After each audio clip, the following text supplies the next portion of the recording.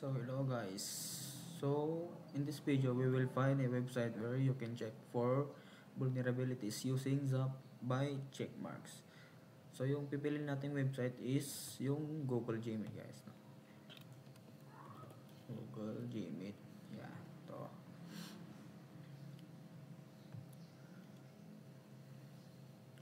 So we will open the Zap.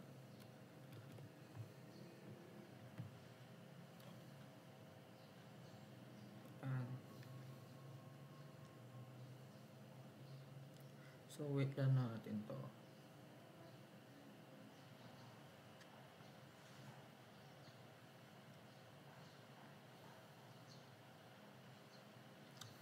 X natin to. So ito yung gagamitin natin ngayon. Automated scan. So in this URL to attack, so ilalagay natin dito yung URL or yung link ng website na i-attackin natin.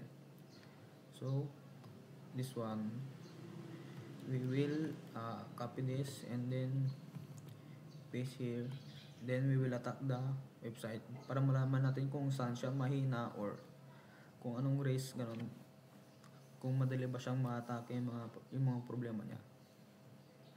Start natin. Fail to start connected. Okay natin to. So yan, para magtuloy siya.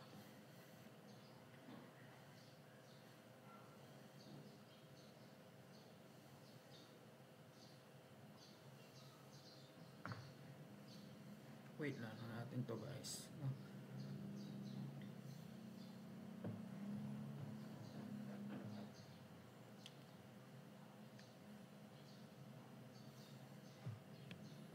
So ayun, tapos na. So we have colors here.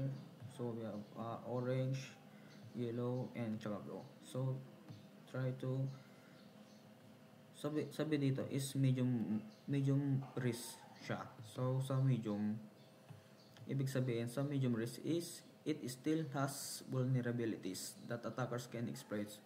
So ito yung ginagamit ng mga attackers, itong social engineering, like itong phishing, for example, itong phishing, no, ito yung mga threats na ginagamit nila. So ang possible na ang possible na solution for that to secure the website is to secure the authentication methods. So dapat ito yung gawin ng mga cyber security para to secure the website. And ito naman, email filtering and spam protection, and then itong regular patch management. Then next is itong kulay yellow naman, which is itong low risk, no. So low risk can still be attacked kasi no system is 100% secure. So ang ginagamit na threats naman dito is, or yung mga threats na is human error. So nagkakaroon din siya ng human errors and yung mga insider threats. And yung mga possible na solution for that to be secured guys, no, is itong implement multi-factor authentication, and then regular security audits and least privilege access control. So ayan. And then the last one is itong informational risk. So ibig sabihin, the potential for loss, theft, or misuse of data and information assets due to security breaches guys, no, and tsaka human errors or system failures. So ang possible na naman dito solution for that is, possible solution for information risk is data encryption.